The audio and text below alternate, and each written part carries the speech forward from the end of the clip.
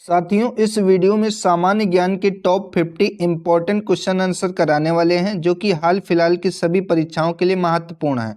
तो चलिए आज की वीडियो शुरू करते हैं। पहला प्रश्न है, भारतीय थल सेना इंडियन आर्मी की स्थापना कब की गई थी? राइट ऑप्शन सी है 1 अप्रैल 1895 को भारतीय थल सेना इंडियन आर्मी की स्थापना की गई थी।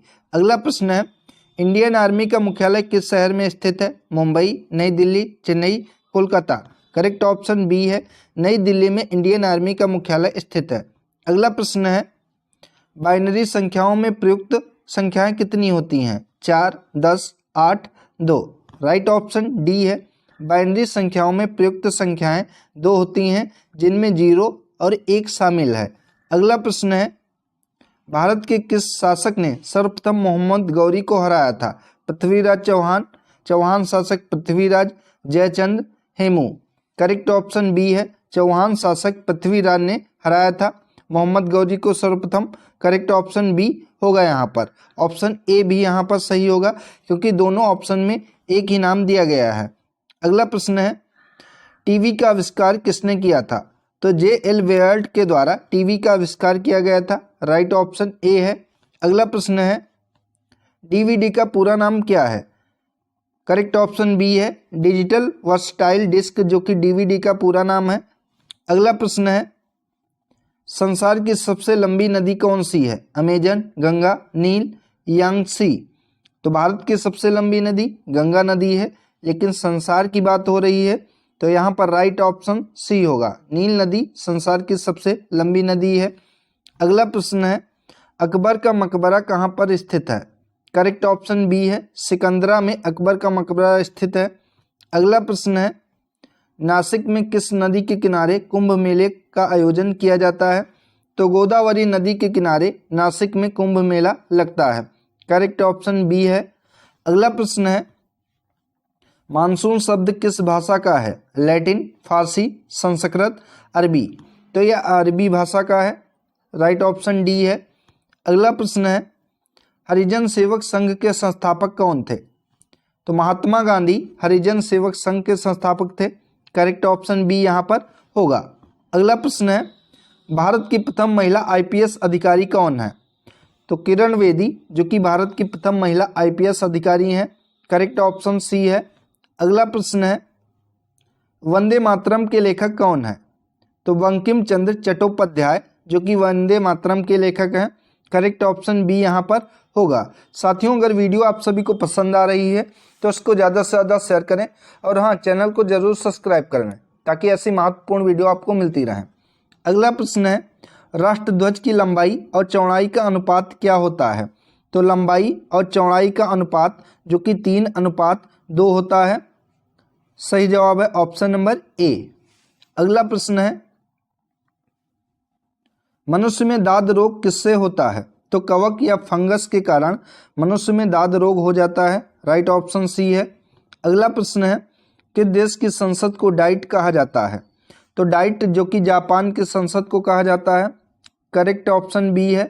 अगला प्रश्न है, प्राचीन भारत में कौन सी लिपि दाईं ओर से बाईं ओर लिखी जाती थी?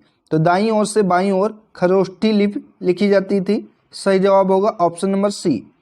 अगला प्रश्न है, झेलम नदी के किनारे बितस्ता का युद्ध किनके बीच हुआ था? तो बितस्ता का युद्ध झेलम नदी के किनारे पोरस और सिकंदर के मध्य हुआ था। करेक्ट ऑप्शन बी होगा यहाँ पर। अगला प्रश्न है, प्रथम भारतीय महिला अंतरिक्ष यात्री कौन है? कल्पना चावला, सुनीता विलियम्स, राकेश शर्मा, मीरा कुमार। तो यहाँ पर प्रथम भारतीय महिला अंतरिक्ष यात्री पूछा है। करेक्ट ऑप्शन ए होगा, कल्पना चावला राइट ऑप्शन है। अगला प्रश्न है, सिकंदर का सेनापति कौन था? तो सेलुकस निकेटर सिकंदर का सेनापति था। करेक्ट ऑप्शन बी है। अगला प्रश्न है, भारत में सिकंदर की सफलता का प्रमुख कारण क्या था? तो केंद्रीय शक्ति का अभाव, जो कि सिकंदर की सफलता का प्रमुख कारण था भारत में। सही जवाब ऑप्शन सी होगा। अगला प्रश्न है, बुद्ध के समकालीन कौन थे? तो अजातशत्रु और प्रसेनजीत, जो कि बुद्ध के समकालीन थे। सही जवाब है ऑप्शन बी। अगला प्रश्न है, हरिसेन किस शासक के दरबारी कवि थे? चंद्रगुप्त प्रथम, Harshvardhan, Vikramaditya, Samudragupta. Right option D है समुद्रगुप्त के दरबारी कवि जो कि हरिसेन थे। अगला प्रश्न है पानीपत का प्रथम युद्ध कब हुआ था? तो याद रखेंगे 1526 में पानीपत का प्रथम युद्ध हुआ था। सही जवाब है ऑप्शन नंबर बी। अगला प्रश्न है पानीपत का प्रथम युद्ध किनके बीच हुआ था? तो करेक्ट ऑप्शन ए है इब्राहिम लोदी और बाबर के मध्य 1526 में पानीपत का प्रथम युद्ध हुआ था। राइट ऑप्शन ए है। अगला प्रश्न है पानीपत की प्रथम लड़ाई में किसकी विजय हुई थी? तो बाबर की विजय हुई थी। सही जवाब ऑप्शन नंबर सी होगा। अगला प्रश्न है दिल्ली की जंतर मंतर वेधशाला किसने बनवाई थी? शाहजहां, जयसिंह द्वितीय, Aurangzeb, Akbar. Right option B है जयसिंह द्वितीय के द्वारा दिल्ली की जंतर मंतर वेधशाला का निर्माण करवाया गया था। अगला प्रश्न है पंडवानी नृत्य नाट्य का प्रचलन किस राज्य में है? तो ये झारखंड राज्य से संबंधित है, छत्तीसगढ़, बिहार या मध्य प्रदेश। तो राइट ऑप्शन डी होगा, इसका संबंध छत्तीसगढ़ राज्य से है। अगला प्रश्न है पानीपत का द्वितीय युद्ध कब हुआ था? तो 1556 में पानीपत का द्वितीय युद्ध हुआ था। करेक्ट ऑप्शन ए है। अगला प्रश्न है दूसरा पानीपत युद्ध किनके बीच में हुआ था? तो यह युद्ध हेमू और अकबर के मध्य लड़ा गया था। सही जवाब ऑप्शन नंबर बी है। अगला प्रश्न है दूसरे पानीपत युद्ध में किसकी विजय हुई थी? तो अकबर की विजय हुई थी। करेक्ट ऑप्शन बी है। अगला प्रश्न है तीसरा पानीपत युद्ध किनके बीच में हुआ था? तो यह मराठा और अफगानों के मध्य हुआ था। राइट ऑप्शन सी है।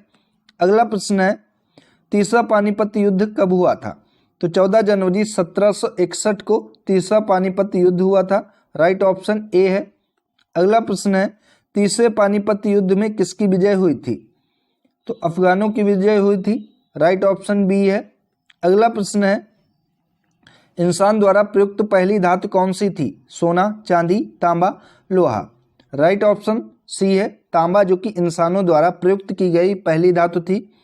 अगला प्रश्न है अंतरिक्ष में पहुंचने वाला पहला जीवित प्राणी कौन था? तो ये लाइका नामक एक कुतिया थी जो कि अंतरिक्ष में पहुंचने वाली पहली जीवित प्राणी थी। राइट ऑप्शन सी है। अगला प्रश्न है कुचिपुड़ी नृत्य का उद्भव किस राज्य में हुआ है? तो कुचिपुड़ी नृत्य का उद्भव आंध्र प्रदेश राज्य से हुआ है। राइट ऑप्शन डी होगा यहाँ पर। अगला प्रश्न है सबसे पुराना वेद कौन सा है? तो वेद की संख्या 4 है और सबसे पुराना वेद ऋग्वेद है। सही जवाब ऑप्शन डी है। अगला प्रश्न है रमटेक मठ कहाँ पर स्थित है? तो यह मठ सिक्किम राज्य में स्थित है। करेक्ट ऑप्शन बी है। अगला प्रश्न है कालबेलिया नृत्य किस राज्य की जनजाति में प्रसिद्ध है? तो यहाँ पर कालबेलिया होना चाहिए, कालबेलिया। यह नृत्य किस राज्य की जनजाति में प्रसिद्ध है? तो राइट ऑप्शन ए है राजस्थान। अगला प्रश्न है किस महापुरुष को लाइट ऑफ एशिया कहा जाता है? तो गौतम बुद्ध को लाइट ऑफ एशिया के नाम से जाना जाता है। करेक्ट ऑप्शन बी है। अगला प्रश्न है किस शासक ने न्याय के लिए सोने की जंजीर लगवाई थी? तो यह जहांगीर के द्वारा लगवाई गई थी। सही जवाब ऑप्शन सी है। अगला प्रश्न है केरल में नदी पार करने के लिए लकड़ी की छोटी नाव क्या कहलाती है? तो इसे वल्लम कहा जाता है। करेक्ट ऑप्शन बी है। अगला प्रश्न है टिबिया हड्डी शरीर के किस भाग में होती है? तो यह हड्डी टांग में होती है। करेक्ट ऑप्शन सी है। अगला प्रश्न है भिलाई स्टील प्लांट कहाँ पर स्थित है? छत्तीसगढ़, झारखंड, उड़ीसा, बिहार। तो भिलाई स्टील प्लांट जो कि छत्तीसगढ़ राज्य में स्थित है। करेक्ट ऑप्शन ए है यहाँ पर। अगला प्रश्न है क्योटो समझौता किससे संबंधित है? तो यह समझौता ग्रीन हाउस गैस नियंत्रण से है। राइट ऑप्शन सी है। अगला प्रश्न है कंपनी कर किस पर लगता है? तो कंपनी कर जो कि कंपनी की आय पर लगाया जाता है। राइट ऑप्शन डी है। अगला प्रश्न है किन्हें गौरांग प्रभु कहा जाता है? तुलसीदास, चैतन्य, कबीर, रामानुज। तो गौरांग प्रभु कहा जाता है चैतन्य को। राइट ऑप्शन बी है। अगला प्रश्न है उड़ ना सकने वाला पक्षी एमू कहाँ पाया जाता है? तो एमू जो कि ऑस्ट्रेलिया में पाया जाता है। करेक्ट ऑप्शन सी यहाँ पर होगा। और कंगारू भी ऑस्ट्रेलिया में पाया जाता है और ऑस्ट्रेलिया का राष्ट्रीय पशु कंगारू है। अगला प्रश्न है भारत में किस खनिज से जुड़ी गतिविधियों के लिए अलग मंत्रालय है? लोहा, पेट्रोलियम, कोयला या सोना। तो कोयला खनिज से जुड़ी गतिविधियों के लिए भारत में अलग से मंत्रालय है। राइट ऑप्शन सी है। तो साथियों, ये थी आज की महत्वपूर्ण वीडियो अगर आप सभी को पसंद आई हो तो इसको ज़्यादा से ज़्यादा शेयर करें और चैनल को सब्सक्राइब करके बेल आइकन को जरूर दबा लें ताकि ऐसी महत्वपूर्ण वीडियो आपको मिलती रहे। धन्यवाद साथियों।